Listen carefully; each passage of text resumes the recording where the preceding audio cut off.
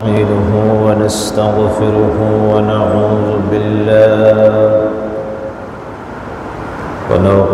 بالله من شرور أنفسنا ومن سيئات أعمالنا. من يهد الله فلا مضل له ومن يضلله فلا هادي له. ونشهد أن لا إله إلا الله وحده لا شريك له. ونشهد أن سيدنا ونبينا وشفيعنا وحبيبنا ومولانا محمد الذي أرسله بالحق بشيرا ونذيرا فداعيا إلى الله بإذنه وسراجا منيرا. وعلى آله وصحابه وأهل بيته وذريته وعلماء أهل سنته أجمعين. সবাই বলুন আমার সাথে আউযু বিল্লাহি মিনাশ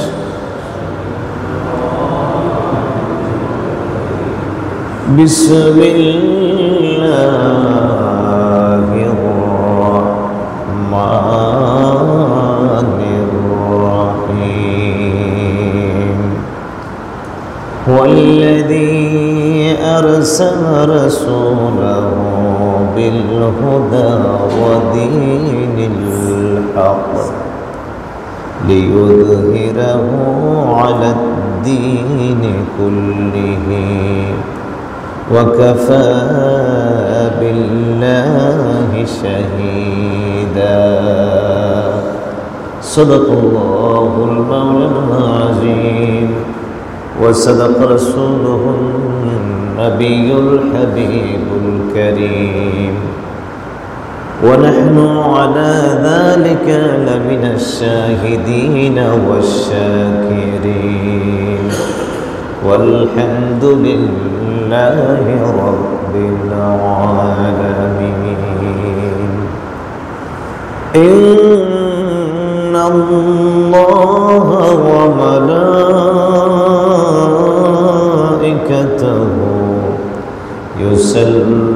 يصلون على النبي يا أيها الذين آمنوا صلوا عليه وسلموا تسليما.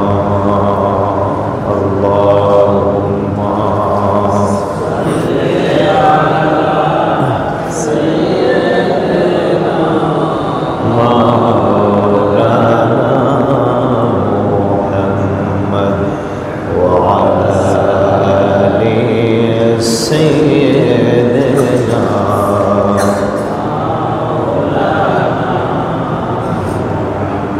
সেজদায় পড়ে কাঁদেন নবীজি, উম্মত বলে জারে জার মাফ করে দাও মাহমুদ আল্লাহ, উম্মত আমার গুনাহগার। আল্লাহুম্মা সাল্লি আলা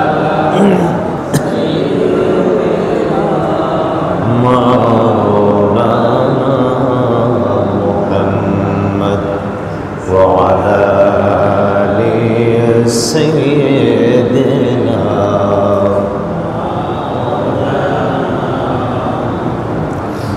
जग में जब आए मोहम्मद इस्लाम जिंदा हो गया, जग में जब आए मोहम्मद इस्लाम जिंदा हो गया, बुतूने सब कलमा पढ़ा, बेदिन मुसलमान हो गया। बला बला बला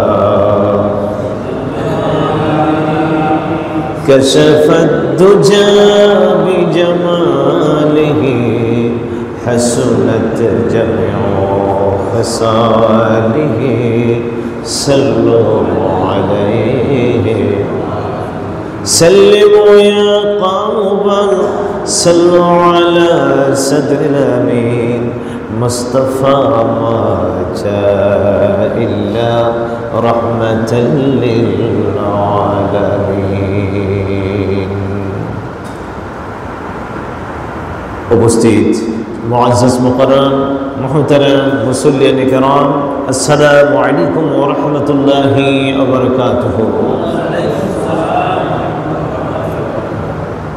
असंख्य अगणित शुकुर व सुजूद সে মহান আল্লাহ সুবহানাহু ওয়া তাআলার দরবারে, যিনি আজকের এই পবিত্র জুমায়, এই সফর চাঁদের শেষ জুমায়, পবিত্র মাহে মিলাদুন নবী রবিউল আউয়ালের প্রারম্ভে আজকের এই জুমায় আল্লাহ তাবারক ওয়া তাআলা আযজা ওয়া জাল্লা আমাদের সবাইকে আল্লাহর পবিত্রগড় মসজিদে এসে মহান আল্লাহ সুবহানাহু ওয়া তাআলার কুদরতি কদম মুবারকে মস্তক অবনত করে তার কুদরতি কদম মুবারকে লুটিয়ে পড়ে তাকে দুটি সেজদা করার সুযোগ দিয়ে, তৌফিক দিয়ে, যিনি আমাদেরকে আজকের মসজিদে কবুল করেছেন, আসার সুযোগ দিয়েছেন, তৌফিক দিয়েছেন। আসুন আমরা সেই মহান রব্বে করিমের দরবারে কালিমাতে শুকর আদায় করে আমরা সবাই বলি আলহামদুলিল্লাহ। সাথে সাথে আমরা তারিফ করি সেই নবী দুজাহান, যার তারিফ, যার গুণ কীর্তন, যার প্রশংসা সর্ব অবস্থায় সর্বক্ষণ যিনি করেন তিনি হলেন আল্লাহ। যার প্রশংসা করেন আল্লাহ তিনি হলেন মুহাম্মাদুর রাসূলুল্লাহ। যার প্রশংসা করেন আল্লাহ তিনি হলেন মুহাম্মাদুর রাসূলুল্লাহ সাল্লাল্লাহু তাআলা আলাইহি ওয়াসাল্লাম, যাকে আল্লাহ তাবারক ওয়া তাআলা আমাদের জন্য রসুল করেছেন। আর সেই শ্রেষ্ঠতম নবীর উম্মত হওয়ার সুযোগ আল্লাহ পাক আমাদেরকে দান করেছেন। সেই নবীর তারিফ করে আসুন আরেকবার আমরা মহান আল্লাহর শুকর আদায় করে সবাই বলি আলহামদুলিল্লাহ। আজকের খুতবার আলোকে পবিত্র কোরআনুল কারীম থেকে এক টুকরা আয়াতে কারিমা আপনাদের সামনে তেলাওয়াত করেছি। তেলাওয়াতকৃত আয়াতে কারিমার মাথা হাতে পবিত্র হাদিস শরীফের আলোকে আপনাদের সামনে এই অল্প সময়ে স্বল্প কথা বলে আলোচনাগুলো তুলে ধরার চেষ্টা করব। আল্লাহ পাক আমাকে বলা আর সেই অনুপাতে সবাইকে অনুধাবন করে আমল করার তৌফিক যেন আল্লাহ পাক দান করে, আমরা সবাই বলি আমিন। আল্লাহ সুবহানাহু ওয়া তাআলা কোরআনুল কারীম ইরশাদ করেছেন, সবাই আমার সাথে পড়ুন, আউযু বিল্লাহি মিনাশ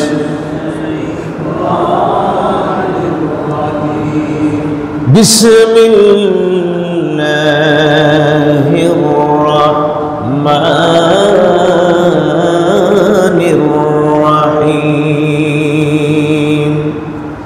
হুয়াল্লাযী আরসালা রাসূলাহু বিল হক والذي أرسل رسوله بالهدى ودين الحق ليظهره على الدين كله وكفى بالله شهيدا। الله تبارك وتعالى কোরআনুল কারীমে আমাদের প্রিয় নবী, দুজাহানের বাদশা নবী, সরওয়ার কায়নাত নূরে মুজাসসাম মুহাম্মদুর রাসূলুল্লাহ সাল্লাল্লাহু তাআলা আলাইহি ওয়াসাল্লামের কিছু প্রশংসামূলক কথা, নবী পাকের গুণ কীর্তন করে আল্লাহ তাবারক ওয়া তাআলা রাসূলুল্লাহ সাল্লাল্লাহু আলাইহি ওয়াসাল্লামের কিছু বৈশিষ্ট্য তুলে ধরে আল্লাহ পাক ইরশাদ করেছেন, ওয়াল্লাযী আরসালা রাসূলাহু বিল হুদা ওয়া দীনিল হক, তিনি এমন এক সত্তা যিনি প্রেরণ করেছেন তার রসুলকে বিল হুদা, হেদায়েত সহকারে, ওয়া দীনিল হক, সত্য একটি ধর্ম দিয়ে। সুবহানাল্লাহ বলুন। আল্লাহ তাআলা এক নম্বর বলছেন এমন একজন রসুল তিনি প্রেরণ করেছেন, পাঠিয়েছেন, যাকে আল্লাহ পাক একটা সঠিক পথ দিয়েছেন, বিদীনিল হক, একটা হক, একটা সত্য ধর্ম আল্লাহ পাক যাকে দিয়ে প্রেরণ করেছেন। আল্লাহ তাবারক ওয়া তাআলা সঠিক পথ প্রদর্শন, একটি হেদায়েত দিয়ে আল্লাহ তাবারক ওয়া তাআলা তিনি এমন একজন রসুল আমাদের কাছে প্রেরণ করেছেন। আরেকটি বৈশিষ্ট্য, লিইয়ুযহিরাহু আলা দ্বীনি কুল্লিহি, আর তিনি এমন একজন রসুল যার ধর্মটা, লিইয়ুযহিরাহু আলা দ্বীনি কুল্লিহি, সর্বব্যাপী, সর্বময়, সর্ব অবস্থায় যার ধর্মটা প্রচার হবে, প্রচারিত হবে। সুবহানাল্লাহ বলুন। এরপরে বলেন ওয়া কাফা বিল্লাহি শাহিদা,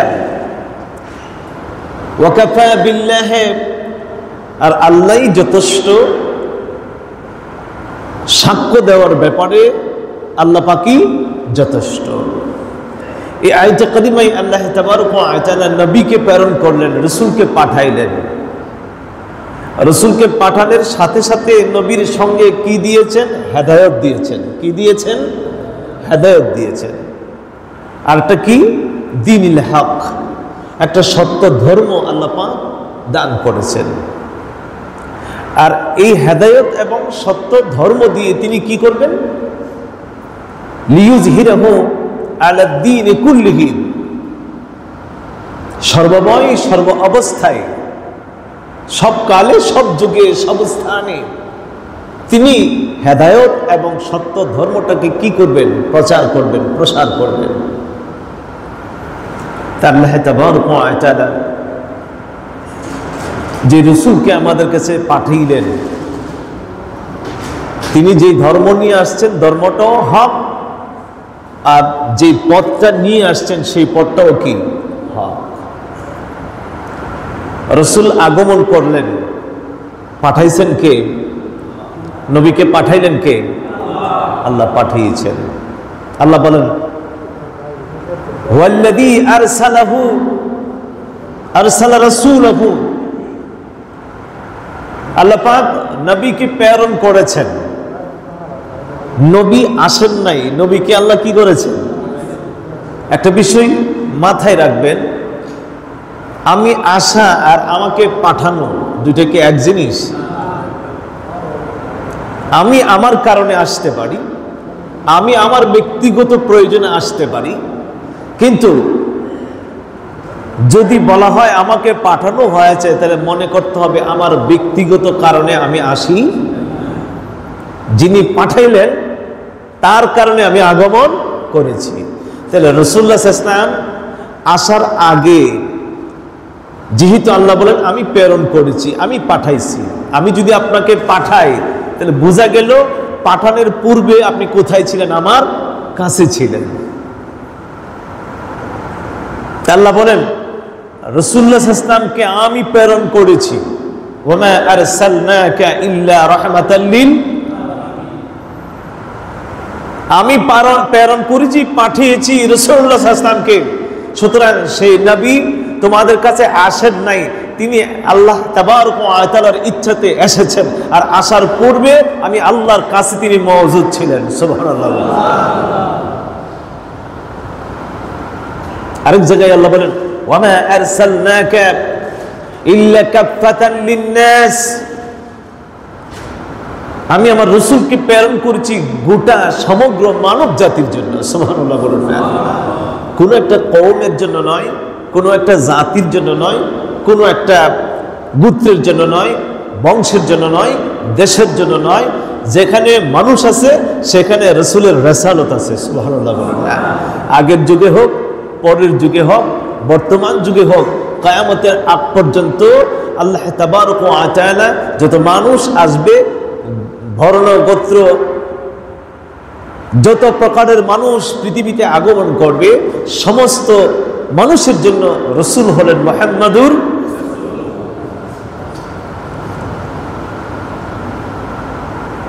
আল্লাহ তাবারক ওয়া তাআলা কোরআনুল কারীমে বলেন, আমি এমন এক রাসূল প্রেরণ করেছি যেই নবী সমগ্র মানব জাতির জন্য রাসূল, সমগ্র মানব জাতির জন্য হেদায়েত, সমগ্র গোত্র বর্ণের জন্য হেদায়েত। আমি কোন নবীদেরকে পাঠাইলাম একটা যুগের জন্য, কোন নবীদেরকে পাঠাইলাম একটা গোত্রের জন্য, কোন নবীকে আমি আল্লাহ পাক পাঠাইলাম কোন বর্ণের জন্য, গোষ্ঠীর জন্য, কওমের জন্য। কিন্তু মুহাম্মদুর রাসূলুল্লাহকে আমি আল্লাহ প্রেরণ করলাম, এমন একভাবে প্রেরণ করেছি, এমন একভাবে পাঠাইলাম। আমার আল্লাহ বলেন, আমি হইলাম রব্বুল আলামিন, আর যাকে আমি হাবিব করে পাঠাইলাম তিনি হলো রাহমাতুল লিল আলামিন। আমি আল্লাহ রব্বুল আলামিন, আর আমার নবী হলো রাহমাতুল লিল। ব্যাখ্যাটা কি? আল্লাহ হলো রব্বুল আলামিন, আলমের জমা হলো আলামিন। আলম বলতে একটা জগৎকে বোঝায়, একটা জাহানকে বোঝায়।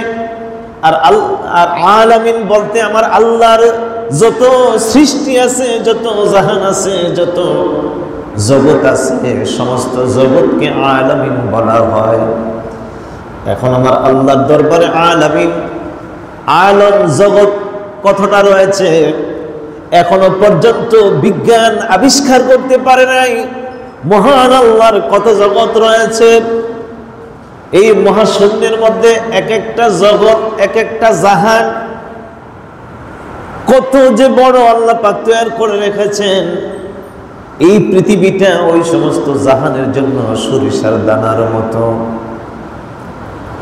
এই পৃথিবীর চাইতে 13 লক্ষ গুণ বড় হলো সূর্য। পৃথিবীর চাইতে 13 লক্ষ গুণ বড় হলো সূর্য। এই মহাশূন্যের মধ্যে কতগুলো গ্রহ নক্ষত্র রয়েছে, যে গ্রহ নক্ষত্রগুলো একটা দুইটা নয়, 3 কোটি সূর্য এক একটা নক্ষত্রের ভিতরে ঢুকে যাবে, তারপরও এই সমস্ত নক্ষত্রের পেট ভরবে না। সুবহানাল্লাহ। 13 লক্ষ গুণ, পৃথিবীর চাইতে 13 লক্ষ গুণ বড় হলো কি সূর্যটা। আর সূর্যের চাইতে কিছু কিছু গ্রহ নক্ষত্র মহাশূন্যের মধ্যে রয়েছে, যেই গ্রহ নক্ষত্র আলোগুলো আমরা মিটমিট করে তারার মতো দেখতে পাই। ওই সমস্ত গ্রহ নক্ষত্রগুলো আছে যেগুলো 3 কোটি সূর্য একটার ভিতরে ঢুকবে, তারপরেও ওই সমস্ত গ্রহ নক্ষত্রের পেট ভরবে না। সুবহানাল্লাহ। তাহলে এই নক্ষত্রগুলো কত বড়, আর এইগুলো কত পরিমাণ আছে। এক একটা সাইটে, এক একটা এরিয়াতে 5 লক্ষ 10 লক্ষ বিলিয়ন মিলিয়ন রয়েছে। এখনো পর্যন্ত একটা সাইটও বিজ্ঞান গণে আবিষ্কার করে শেষ করতে পারলো না কতগুলো গ্রহ নক্ষত্র আসমানে রয়েছে। সুবহানাল্লাহ। আমার আল্লাহ হলেন, আমরা যে সমস্ত জগতের খবর জানি তারও রবকে। আল্লাহ যে সমস্ত জগতের খবর আমরা জানি না, এই সমস্ত জগতের রবকে। এই জন্য আল্লাহ হলেন রব্বুল, আলহামদুলিল্লাহ রব্বিল। আল্লাহ বলেন হাবিব, আর আমি আপনাকে কতটুকুন এরিয়া দিলাম, কতটুকুন জগৎ দিলাম, কতটুকুন আপনাকে আমি আল্লাহ পাক সীমানা দিলাম, আপনি কতটুকুনের জন্য নবী। হাবিব গো, আমি তো আপনার রব, আমি তো আপনার খালিক, আমি তো আপনার মালিক, আমি আপনার মাহবুব, আপনি আমার হাবিব। সুতরাং আমার এরিয়া যতটুকুন রববিয়তের, সুতরাং আপনি নবীর রিসালাতের এরিয়াও ততটুকুন। সুবহানাল্লাহ। আমি আল্লাহ যেই জগতের রব, আপনি নবী সেই জগতের রহমত। সুবহানাল্লাহ। এই জন্য আল্লাহ বলেন হাবিব, আপনি হলেন রাহমাতুল লিল আলামিন, আর আমি আল্লাহ হইলাম রব্বুল। আমাদের নবীর এরিয়া কি ছোট না বড়? ছোট করার কোনো সুযোগ আছে? নবীর এরিয়াটা বাড়াই দিলেন কে? নবীর মর্যাদাটা বাড়াই দিলেন কে? আমার নবীর সম্মানটা বাড়াই দিলেন কে? আজকের খুতবায় একখানা বিশাল বড় হাদিস শরীফ তুলে ধরেছে। সেই হাদিস শরীফখানা শুনলে আপনারা বুঝতে পারবেন রাসূলুল্লাহ সাল্লাল্লাহু আলাইহি ওয়াসাল্লামের মর্তবা মর্যাদা আমার আল্লাহ পাক কতটুকু বাড়াই দিয়েছেন। হাদিসখানা তিরমিজি শরীফের সাইয়্যিদনা হযরত আব্দুল্লাহ ইবনে আব্বাস রাদিয়াল্লাহু তাআলা আনহু থেকে বর্ণিত। আব্দুল্লাহ ইবনে আব্বাস নবীজির চাচাতো ভাই, যাকে রাসূলুল্লাহ সাল্লাল্লাহু আলাইহি ওয়াসাল্লাম রাইসুল মুফাসসিরিন লকব দিয়েছিলেন। সমস্ত মুফাসসিরদের শ্রেষ্ঠ মুফাসসির হলো নবীজির চাচাতো ভাই, যার নাম হযরত আব্দুল্লাহ ইবনে আব্বাস রাদিয়াল্লাহু তাআলা আনহু, যার মাজার শরীফ তায়েফে রয়েছে। তিনি হাদিসখানা বর্ণনা করেন। وعن ابن عباس رضي الله تعالى عنهما أنه قال جلس ناس من أصحاب رسول الله صلى الله عليه وسلم حضرت عبد الله بن عباس رضي الله تعالى عنهما বর্ণনা করেন جلس ناس من أصحاب رسول الله, নবীজির সাহাবীরা এক জায়গায় বসলো। নবীজির সাহাবায়ে কেরাম এক জায়গায় বসলো। ফাখারাজা, সেখান থেকে আবার উঠে গেল, বাহির হইয়া তারা আবার হাত্তা ইজা দানা বিনহুম সামিয়াহুম ইয়াতাযাকারুনা, আমি শুনতে পেলাম তারা এই মজলিস থেকে উঠে বলা বলি শুরু করলো, কানাকানি শুরু করলো, ছোট্ট ছোট্ট সরে বলা বলি করতে লাগলো। মজলিসে আমরা বসলে কথা বলার সুযোগ না পাইলে বাহির হইয়া যেমন একজন আরেকজনের সাথে ছোট্ট সরে কানাকানি কথা বলি, এরকম আছে না? মজলিসে কথা বলতে পারলাম না, বাহিরে চলে গেলাম। সেখানে গিয়ে আমরা যখন কথা বলতে পারলাম না জোরে সোরে, আলাদা জায়গায় যাইয়া দু একজনে অথবা কয়েকজনে মিলে মিলে কানে কানে আস্তে আস্তে কথা বলে। তিনি বলেন আমি শুনতে পেলাম তারা কানাকানি করতেছে, কথা বলা বলি করতেছে। তাদের মধ্যে এক একজন এক এক রকম বলতে লাগলো। কি বলতে লাগলো? তাদের সাহাবায়ে কেরাম মজলিস থেকে উঠে একটু দূরে গিয়ে যে কি বলা বলি শুরু করলো, বলা বলিটা হলো তারা বলতে লাগলো ইত্তাখাযা ইব্রাহিম খালিলা, একজন নবীর প্রশংসা করলো। কোন নবী? ইব্রাহিম খলিলের। তারা বলতে লাগলো আল্লাহ তাবারাক ওয়া তাআলা ইব্রাহিম আলাইহিস সালামকে খলিল হিসাবে গ্রহণ করেছে। ইব্রাহিম নবীকে আমার আল্লাহ খলিলুল্লাহ লকব দিল। ইব্রাহিম নবীর কি লকব দিল? খলিলুল্লাহ। ও ক্বালা আখার, আরেকজন বলতে লাগলো ওয়া মূসা কাল্লামাহু তাকলিমা, মূসা নবী ছিল কালিমুল্লাহ, কারণ মূসার সঙ্গে আল্লাহ তাবারক ওয়া তাআলা কথা বলতেন, এই জন্য মূসা নবীর লকব হলো কালিমুল্লাহ। একজন আরেকজনের সাথে এইভাবে এক এক নবীর প্রশংসা করেন। ওয়া ক্বালা আখার, আরেকজন বলতে লাগলো ঈসা কালিমাতুল্লাহ ওয়া রূহুল্লাহ, ঈসা হলো রূহুল্লাহ, ঈসা আল্লাহর রূহ, ঈসা আল্লাহর কালিমাতুল্লাহ। এক একজন আরেকজনের কাছে এইভাবে এক এক নবীর প্রশংসা করে।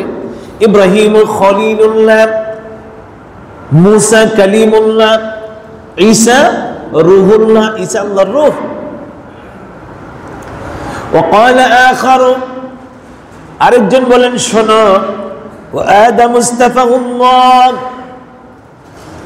আদম নবী হলো সাফিউল্লাহ, আদমের লকব হলো সাফিউল্লাহ। আদমকে আল্লাহ সাফিউল্লাহ বলে লকব দিল, সম্মানিত করল। ঈসা নবীকে রূহুল্লাহ বলে সম্মানিত করল। মূসা নবীকে কালিমুল্লাহ বলে আমার আল্লাহ সম্মানিত করল। ইব্রাহিম ও খলিলকে আল্লাহ তাবারক ওয়া তাআলা খলিলুল্লাহ বলে সম্মানিত করলো। এক একজন আরেকজনের কাছে এইভাবে বলা বলি শুরু করলো। তারা যখন এইভাবে কথা বলা বলি শুরু করলো, فخرج عليهم رسول الله صلى الله عليه وسلم, এমন সময় রাসূলুল্লাহ সাল্লাল্লাহু আলাইহি ওয়াসাল্লাম তাদের কাছে গেলেন। সুবহানাল্লাহ বলুন। তখন তারা এক একজনে এক এক নবীর প্রশংসা করে। কেউ ইব্রাহিম নবীর প্রশংসা করে, কেউ মুসা নবীর প্রশংসা করে, কেউ ঈসা নবীর প্রশংসা করে, কেউ আদম নবীর প্রশংসা করে।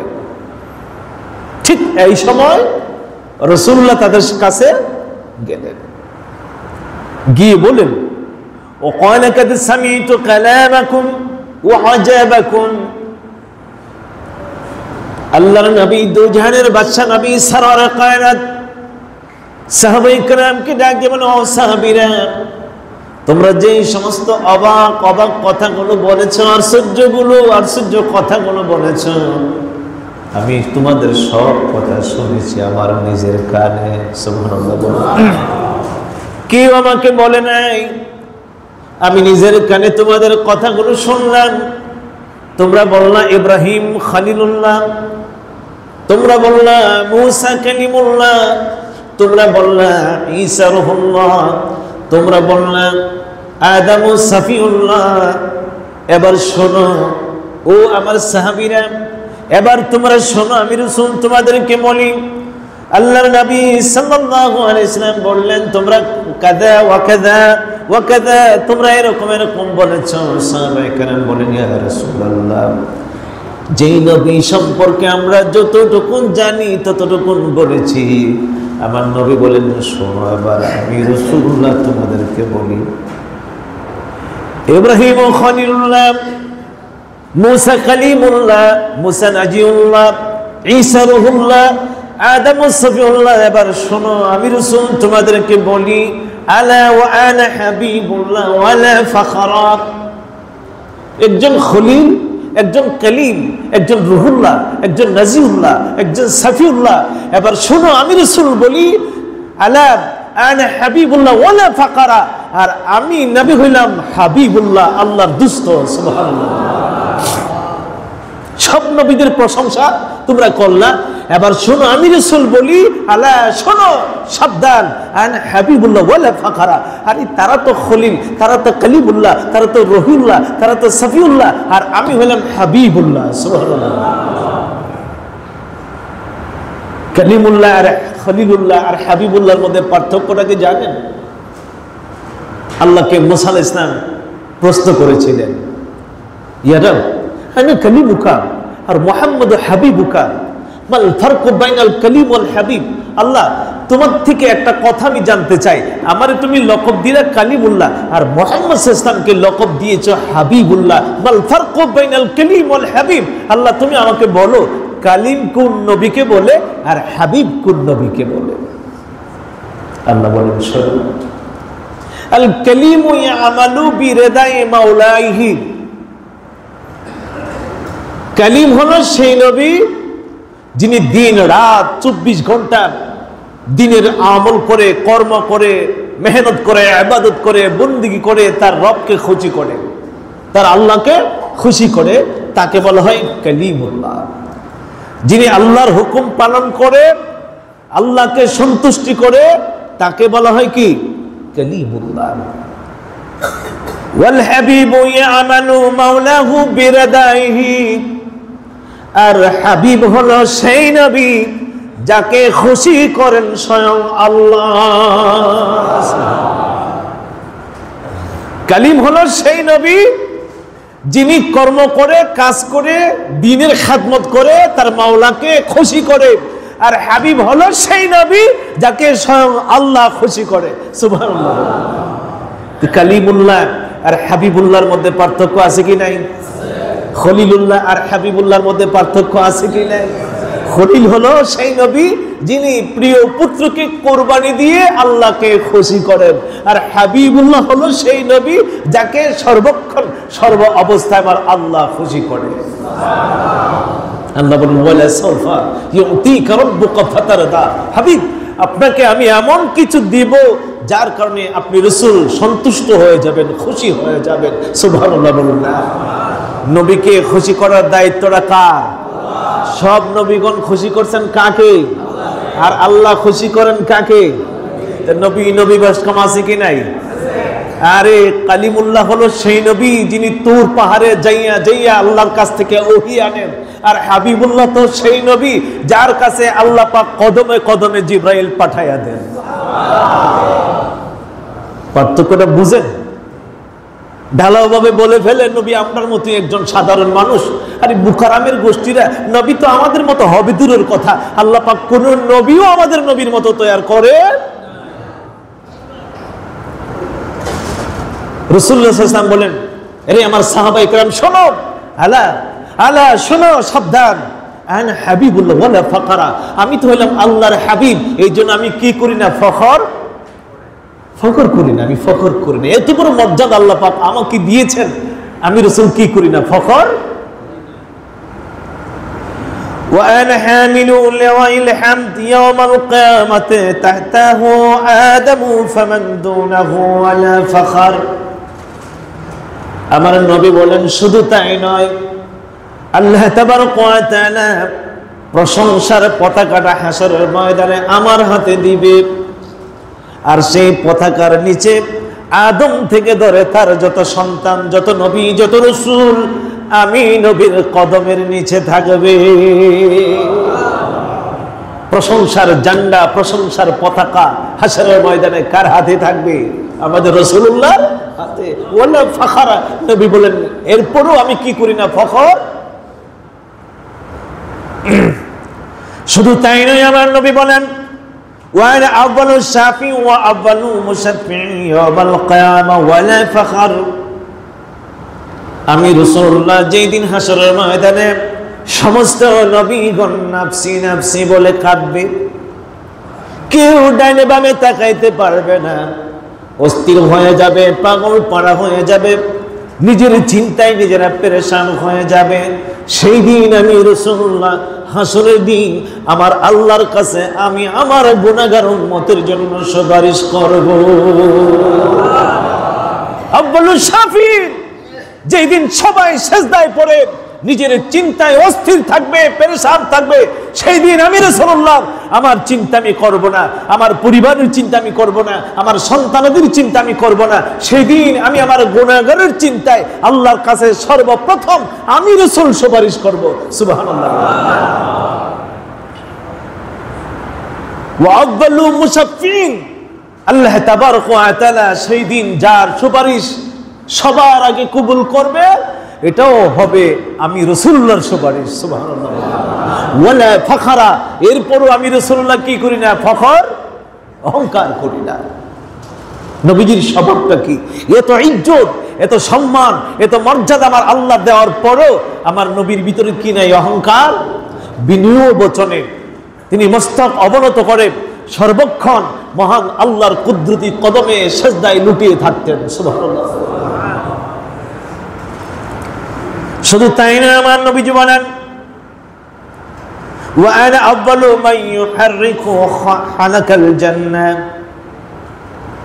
জান্নাতে ঢোকার জন্য সর্বপ্রথম একমাত্র আমি নবী জান্নাতের দরজার টোকা দিব।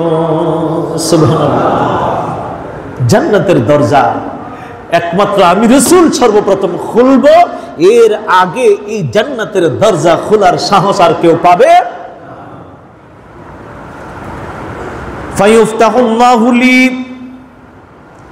জান্নাতের দরজা সর্বপ্রথম খোলা হবে একমাত্র আমি রাসূলুল্লাহর জন্য।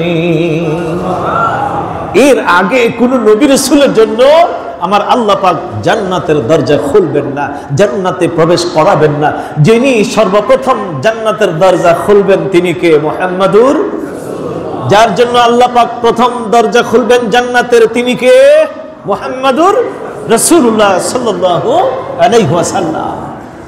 এরপরে আমার নবী বলেন, ফায়াদখিলুনিহা ওয়া মাইয়া ফুকারাউল মুমিনিন। আমার নবী বলেন, সর্বপ্রথম আমার জন্য যখন জান্নাতের দরজা খোলা হবে, ওই জান্নাতে আমার আল্লাহ পাক আমাকে ঢোকাবেন, কিন্তু আমি রাসূলুল্লাহ একা ঢুকবো না, আমি নবী একা একা যাব না। সেই দিন আমার গুনাহগার উম্মত মধ্যে যারা নাকি গরিব, মিসকিন, অসহায়, দরিদ্র, ফকির উম্মত গুলোকে আমি নবী সঙ্গে নিয়ে জান্নাতে প্রবেশ করব। আল্লাহু আকবার। রাসূল বলেন, যেদিন আল্লাহ পাক আমাকে জান্নাতের দরজা প্রথম খুলে দিবেন, আর সেই দিন যখন আমি জান্নাতে প্রবেশ করব, আমি রাসূলুল্লাহ একা প্রবেশ করব না। রাসূলুল্লাহ সাল্লাল্লাহু আলাইহি ওয়াসাল্লাম বলেন, ওয়া মাইয়া ফুকারাউল মুমিনিন, আমার উম্মতের যারা ফকির দরিদ্র, আমি রাসূলুল্লাহ এই ফকির দরিদ্র উম্মত গুলোকে আমি নবীজি সঙ্গে নিয়ে জান্নাতে প্রবেশ করব।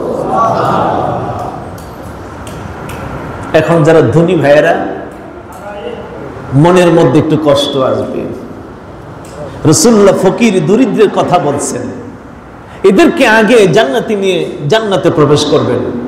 কারণটা কি? কারণ হলো একটা সহজ হিসাব, একেবারেই সহজ হিসাব।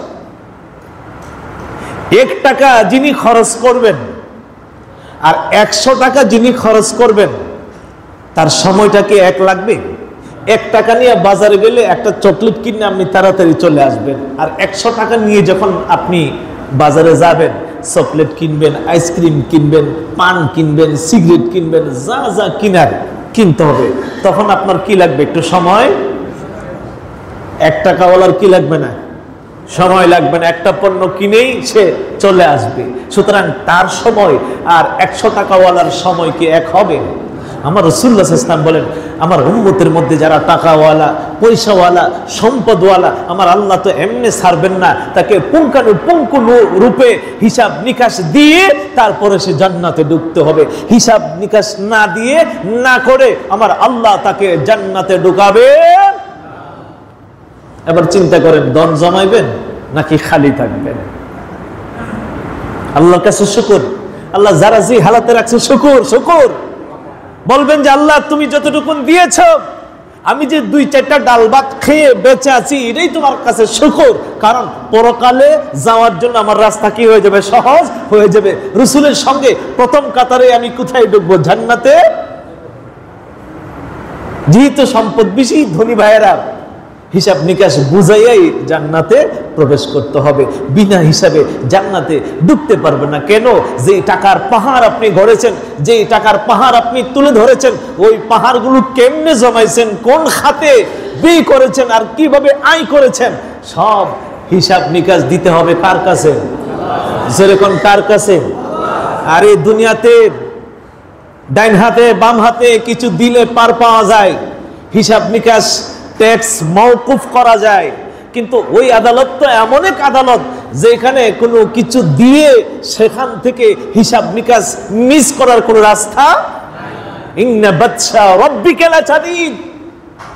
তুমি বুঝে রাখো, জেনে রাখো, তোমার রব যখন ধরবে, ইন্না বাতশা রাব্বিকা লাশাদীদ, এটা বড় কঠিন, এটা বড় কঠিন, এটা বড় কঠিন।